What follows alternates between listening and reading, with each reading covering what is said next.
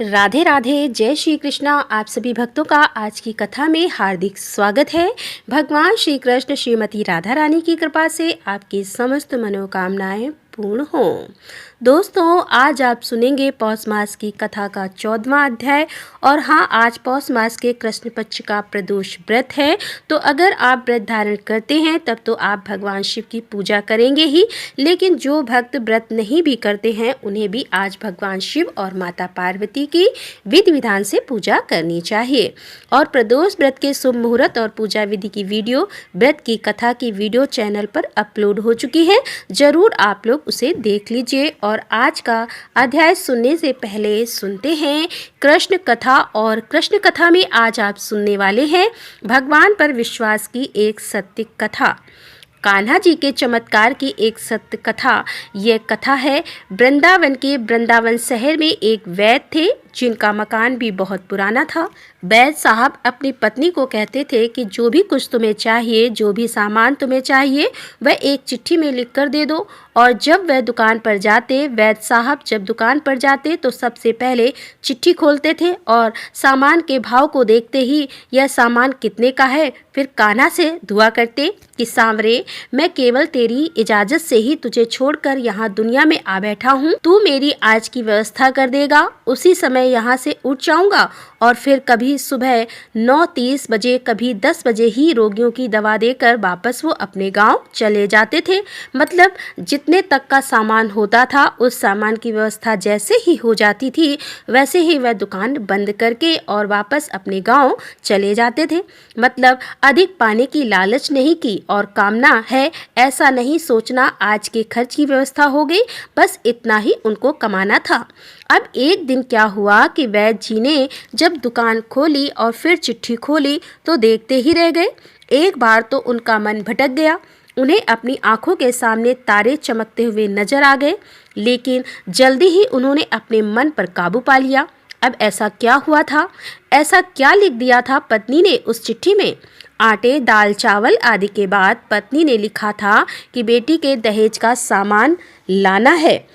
अब वैद्य जी कुछ देर तो सोचते रहे, फिर बाकी चीज़ों की कीमत लिखने के बाद दहेज के सामने ऐसा लिखा कि यह काम मेरे कान्हा का है, कान्हा ही जाने। एक दो मरीज आए थे, उन्हें वैद्य जी दवाई दे रहे थे। इसी दौरान एक बड़ी सी कार उनकी दुकान के सामने आकर रुकी। जब दोनों मरीज दुकान से बाहर दवाई लेकर चले गए तब वह साहब कार से बाहर निकले और राधे राधे करके बेंच पर बैठ गए। वैद्य जी ने कहा कि अगर आपको दवाई लेनी है अपने लिए तो आपको अपनी नाड़ी दिखानी पड़ेगी। तो क्या मैं आपको नाड़ी देख लूं? उस आदमी ने कहा कि वैद्य जी, मुझे लगता है आपने मुझे पहचाना नहीं। मैं 15-16 साल बाद आपकी दुकान पर आया हूँ। आपको पिछली मुलाकात की बात सुनाता हूँ, फिर शायद आपको मेरी सारी बातें याद आ जाएंगी। वैद्य जी, मैं 5 साल से इंग्लैंड में ही रहता हूँ। इंग्लैंड जाने से पहले मेरी शादी हो गई थी, लेकिन अब तक बच्चा नहीं हुआ था, तो यहाँ भी इलाज किया और इंग्लैंड में भी करवाया, लेकिन हमारी किस्मत में शायद कोई बच्चा था ही नहीं। तो आपने कहा कि मेरे भाई अपने भगवान से निराश ना हो, याद रखो उसके खजाने में किसी चीज़ की कोई कमी नहीं है। औलाद, मान, धन, दौलत और खुशगमी जीवन, मृत्यु सब कुछ उसी के हाथ में है, किसी वैद्य के हाथ में कुछ भी नहीं है। अगर औलाद होनी है तो मेरे सांवरे के आशीर्वाद से ही होनी है, औलाद देनी है तो उसी ने देनी है। मुझे याद है आप बातें करते जा रहे थे और साथ साथ में पुड़िया भी बना रहे थे। फिर आपने मुझसे कहा कि तुम्हारा नाम क्या है। मैंने बताया कि मेरा नाम सतीश है। आपने एक लिफाफे पर कान्हा और दूसरे पर राधे लिखा, फिर दवा लेने का तरीका बताया। लेकिन जब मैंने आपसे पूछा कि कितने पैसे, तब आपने कहा कि बस ठीक है। मैंने जोर डाला तो आपने कहा कि आज का खाता बंद हो गया है। मैंने कहा मुझे आपकी बात समझ नहीं आई। तब आपके पास खड़े एक व्यक्ति ने बताया कि भाई, आज के घर के खर्च के लिए जितनी रकम वैद्य जी ने कान्हा जी से मांगी थी वह सांवरे ने इनको दे दी है और अधिक पैसे वे ले ही नहीं सकते। मैं बहुत हैरान हुआ और शर्मिंदा भी हुआ कि मेरे विचार कितने घटिया थे और यह वैद्य कितना महान व्यक्ति है। मैंने जब घर जाकर अपनी बीवी को दवा दिखाई और सारी बातें बताई तो उसके मुंह से निकला, वह इंसान नहीं कोई फरिश्ता है और उसकी दी हुई दवाई हमारी मनोकामना जरूर पूरी करेगी। वैद्य जी, आज हमारे घर में 3 बच्चे हैं।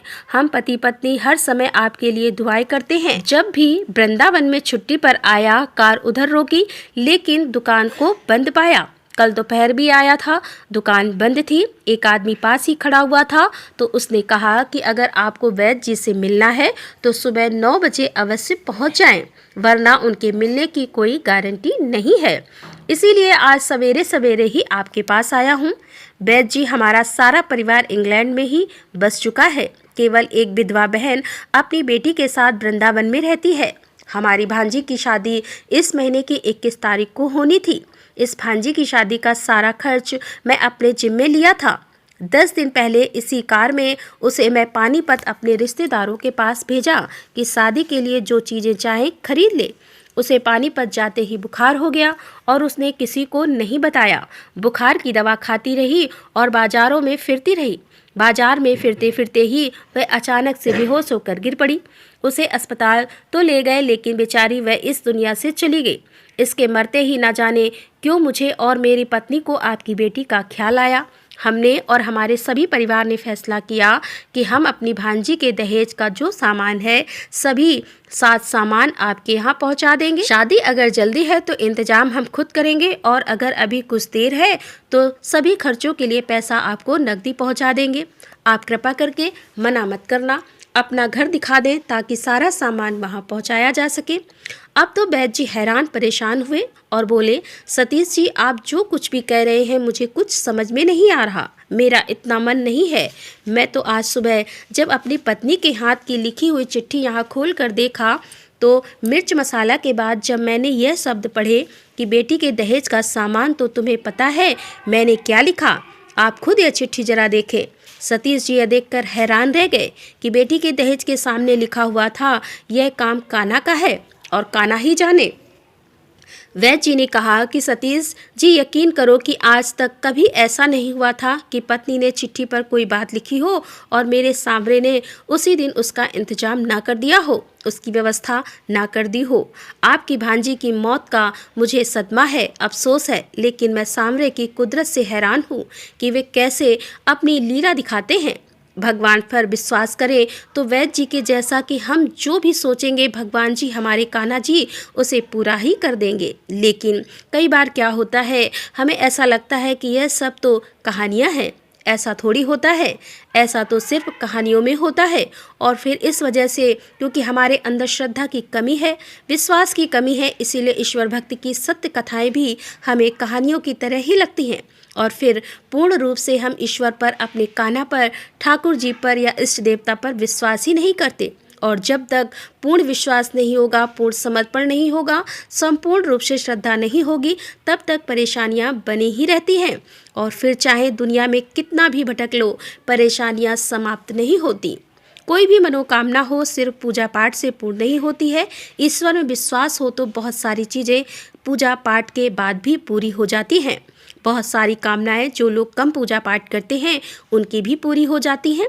तो विश्वास पूर्ण रूप से कीजिए। अगर आप ईश्वर के भक्त हैं तो सब कुछ छोड़ दीजिए, देख लेंगे वह अपने आप ही जो आपके लिए ज़रूरी होगा आपको मिल ही जाएगा। और जो नहीं ज़रूरी होगा, जो भगवान को लगता है कि आपके लिए ठीक नहीं है, वह आपके लाख प्रयास करने के बाद भी नहीं होगा।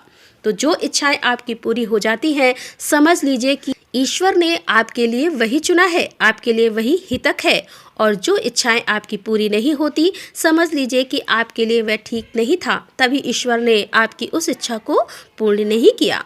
विश्वास बनाए रखिए, जो आपके लिए अच्छा होगा हमारे ठाकुर जी वही करते हैं। तो प्रेम से बोलिए राधे राधे। और अब भगवान श्री राम का ध्यान करके आज की इस पावन कथा का श्रवण करते हैं। श्री सूत जी कहते हैं कि मंगल नामक महातीर्थ में स्नान करके पाप रहित हुआ मनुष्य एकांत रामनाथ नामक उत्तम क्षेत्र में जाए और वहां पर समस्त लोगों पर अनुग्रह करने की इच्छा से जगदीश्वर भगवान श्री रामचंद्र जी सीता लक्ष्मण तथा हनुमान आदि वानरों के साथ सदा निवास करते हैं। वहां अमृत बापी नामक एक पुण्यदायिनी पुष्करणी है जिसमें गोता लगाने वाले मनुष्यों को और मृत्यु का भय नहीं होता, और जो मनुष्य अमृत बापी में स्नान करता है वह भगवान शंकर के प्रसाद से अमृत को प्राप्त होता है, मतलब वह अमर हो जाता है। जो मनुष्य इस तीर्थ में सावधान होकर 3 वर्षों तक स्नान करते हैं वे मोक्ष को प्राप्त हो जाते हैं। ऋषियों ने पूछा कि हे सूत जी, उस क्षेत्र का नाम एकांत रामनाथ कैसे हुआ? तब श्री सूत जी बोले कि पूर्व काल में दशरथ नंदन श्री रामचंद्र जी सुग्रीव विभीषण लक्ष्मण और मंत्रज्ञ हनुमान इन सब के साथ वानरों द्वारा बांधे हुए सेतु पर समुद्र के बीच में एकांत प्रदेश में मन ही मन में सीता का चिंतन करते हुए कुछ सलाह करने लगे। उस समय समुद्र अपनी उत्ताल तरंगों के साथ तेज तेज गर्जना करने लगा, इसीलिए वे परस्पर की बातचीत को सुन ही नहीं पाते थे। तब श्री रामचंद्र जी ने समुद्र को बलपूर्वक काबू में करके राक्षसों को मारने में एकांत में उन सबके साथ परामर्श किया, इसीलिए उस क्षेत्र का नाम एकांत रामनाथ हो गया। इस स्थान पर आज भी समुद्र का जल निश्चल एवं शांत दिखाई देता है। जो मनुष्य वहां जाकर अमृत वापी में नियम पूर्वक स्नान करेंगे और श्री राम आदि की सेवा में तत्पर होंगे वे सब मुक्ति को प्राप्त हो जाएंगे। अमृत वापी में स्नान और एकांत रामनाथ का सेवन करके जितेंद्रीय मनुष्य ब्रह्मकुंड में स्नान करने के लिए जाएं। गंधमादन पर्वत पर क्षेत्र के मध्य भाग में वह महातीर्थ ब्रह्मकुंड विद्यमान है। ब्रह्मकुंड का दर्शन सब पाप राशि का नाश करने वाला है। वह लाखों ब्रह्म हत्याओं का निवारण करने वाला है। ब्रह्मकुंड से उत्पन्न हुए भस्म से जो त्रिपुंड लगाते हैं मोक्ष उनके हाथ में ही स्थित है। जो मनुष्य इस तीर्थ में जाकर स्नान करते हैं वे अवश्य महादेव जी का सायुज्य प्राप्त कर लेते हैं। जो एक बार ब्रह्मकुंड में स्नान कर लेता है उसके लिए मोक्ष धाम के द्वार के कपाट खुल जाते हैं। यह उत्तम को देवता मनुष्य और मुनीश्वर से बंधित सबके संसार बंधन का नाश करने वाला शुभ कारक सर्व पाप हार कर संपूर्ण मनोरथ को देने वाला है। महापुण्यमय ब्रह्मकुंड में स्नान करने के पश्चात एकाग्रचित होकर मनुष्य हनुमत कुंड पर जाए। पूर्व काल में समस्त राक्षसों का वध हो जाने पर जब युद्ध समाप्त हो गया और श्री रामचंद्र जी आदि लंका से लौटकर गंधमादन पर्वत पर आ गए, तब पवन पुत्र हनुमान ने सब लोगों का उपकार करने के लिए अपने नाम से एक उत्तम तीर्थ का निर्माण किया जो सब तीर्थों से उत्तम है। उसमें स्नान करके मनुष्य सनातन शिवलोक को प्राप्त होते हैं। पूर्व काल में धर्म सिख नाम से एक प्रसिद्ध राजा राज्य करते थे। वे शत्रु विजय परम धार्मिक प्रजा पालन परायण तथा नीतिमान थे। उनके 100 पतिव्रता स्त्रियां थीं, किंतु उनसे कोई वंश की वृद्धि करने वाला पुत्र ही नहीं हुआ। तब राजा ने ब्राह्मणों से कहा कि हे विप्रो, मैंने बहुत सोच विचार कर 100 स्त्रियों से विवाह किया। उन सबके साथ रहते हुए मेरी वृद्धावस्था भी आ गई है। अतः आप बताएं कि किस उपाय से मेरे बहुत सारे पुत्र होंगे। मेरी 100 स्त्रियों से प्रत्येक को एक एक गुणवान पुत्र भी हो जाए। ऐसा यत्न कोई सोचे और इसके लिए कोई छोटा बड़ा अथवा दुष्कर ही कर्म क्यों ना हो। यदि उससे यह कार्य सिद्ध होने वाला हो तो मैं उसे अवश्य करूँगा। राजा के इस प्रकार पूछने पर सब ऋत्विज और पुरोहित एकत्र होकर उनसे अपना निश्चय किया। वह विचार प्रकट करते हुए बोले कि हे राजन, कोई परम पवित्र गंधमादन पर्वत है जो दक्षिण समुद्र के बीच सेतु के रूप में विद्यमान है। वहाँ पर लोक विख्यात हनुमत कुंड है जो बड़े भारी दुखों का नाश करने वाला है और स्वर्ग एवं मोक्ष रूपी फल देने वाला है। नरकों के कलेश का निवारण तथा दरिद्रता को दूर करने वाला है। पुत्रहीन मनुष्यों को पुत्र और स्त्रीहीन मनुष्यों को स्त्री देने वाला है। वहाँ संयम पूर्वक स्नान करके तुम एकाग्रचित होकर उस तीर्थ के तट पर पुत्री यज्ञ करो। उसमें तुम्हारी 100 स्त्रियों में से प्रत्येक को एक एक पुत्र प्राप्त हो सकता है। यह सुनकर राजा धर्म अपनी स्त्रियों, मंत्रियों, सेवकों और पुरोहितों जी को साथ लेकर यज्ञ की आवश्यक सामग्री सहित दक्षिण समुद्र के किनारे गंधमादन पर्वत पर गए। अब वहां हनुमंत कुंड में जाकर उन्होंने सैनिकों के साथ स्नान किया। इस प्रकार वे उसके किनारे 1 मास तक ठहरकर प्रतिदिन स्नान करते रहे। तत्पश्चात बसंत आने पर चैत मास में पुरोहित सहित राजा ने पुत्र यज्ञ प्रारंभ किया। पुरोहित और ऋतुजों ने विधि पूर्वक सब कर्म संपन्न किए। सत्न के राजा का जब यह यज्ञ समाप्त हुआ तब पुरोहित ने हवन में बचे हुए हविष्य को लेकर राजा की सब स्त्रियों को भोजन कराया। उसके बाद राजा धर्मशक ने अपनी 100 पत्नियों के साथ यज्ञांती विजों को बहुत सी दक्षिणा दी। इस प्रकार यज्ञ पूरा करके मंत्री परिवार और पत्नियों के साथ वे धर्मात्मा राजा प्रसन्नतापूर्वक अपनी राजधानी को लौट आए। कुछ समय में जब 10वां मास व्यतीत हो गया तब उन 100 स्त्रियों ने 100 गुणवान पुत्रों को जन्म दिया। सूत जी कहते हैं कि हे ब्राह्मणों, पुत्र बढ़कर युवा हुए तब राजा ने उन्हें राज्य बांट कर दे दिया और स्वयं अपनी स्त्रियों के साथ गंधमादन पर्वत पर हनुमंत कुंड के किनारे जाकर तपस्या करने लगे। भगवान शंकर का ध्यान करते हुए तपस्या में तत्पर हुए। राजा को जब वहाँ बहुत समय व्यतीत हो गया तब एक दिन वह मृत्यु को प्राप्त हो गए और उनकी पतिव्रता स्त्रियों ने भी उन्हीं का अनुसरण किया। राजा के ज्येष्ठ पुत्र सुचंद्र ने पिता माता का दाह संस्कार करके श्रद्धापूर्वक श्राद्ध पर्यंत सब कर्म किए। राजा पत्नियों ने सहित बैकुंठ लोक में गए। सुचंद्र आदि सब महातेजस्वी राजकुमार आपस में ईर्ष्या देश का त्याग करके अपने अपने राज्य का उपभोग करने लगे। अतः समस्त कामनाओं की सिद्धि के लिए मनुष्य हनुमान जी के कुंड में स्नान करे और हनुमंत कुंड में स्नान करने के पश्चात एकाग्रचित होकर अगस्त्य तीर्थ में जाए। साक्षात अगस्त्य जी ने इस तीर्थ का निर्माण किया है। एक समय की बात है कि अगस्त्य जी दक्षिणा के देशों में भ्रमण करते हुए गंधमादन पर्वत पर गए और वहाँ गंधमादन का महात्म्य जानकर महर्षि अगस्त्य ने अपने ही नाम से यहाँ महापुण्यमय तीर्थ बनाया। वे आज भी अपनी धर्म पत्नी लोपामुद्रा के साथ वहीं निवास करते हैं। उसमें स्नान और जलपान करके मनुष्य पुनः जन्म का भागी नहीं होता। जय श्री राम। आज की कथा का यहीं पर समापन करते हैं। इसके आगे का वृतांत आप कल की कथा में सुनेंगे। और अब आप सुनेंगे श्री नारायण कवच। भगवान श्री हरि गरुड़ जी के पीठ पर अपने चरण कमल रखे हुए हैं, जिनकी 8 सिद्धियां अणिमा, महिमा, गरिमा, लघिमा, प्राप्ति, प्राकम्य, ईश्वित्व और वशित्व सेवा कर रही हैं तथा जो अपने 8 हाथों में शंख, चक्र, ढाल, तलवार, गदा, बाण, धनुष और पास धारण किए हुए हैं, वे ओमकार स्वरूप प्रभु सब प्रकार से मेरी रक्षा करें। मत्स्य मूर्ति भगवान जल के भीतर जल जंतु रूपी वरुणापास से मेरी रक्षा करें। माया से ब्रह्मचारी का रूप धारण करने वाले वामन भगवान स्थल पर और विश्व रूप श्री त्रिविक्रम भगवान आकाश में मेरी रक्षा करें। जिनके भयंकर अट्टहास करने पर सभी दिशाएं गुंजायमान हो उठी हों और दैत्यों के गर्भवती पत्नियों के गर्भ गिर गए थे, वे दैत्य पतियों के शत्रु भगवान नरसिंह किले, वन, युद्ध स्थल आदि विषम स्थानों में मेरी रक्षा करें।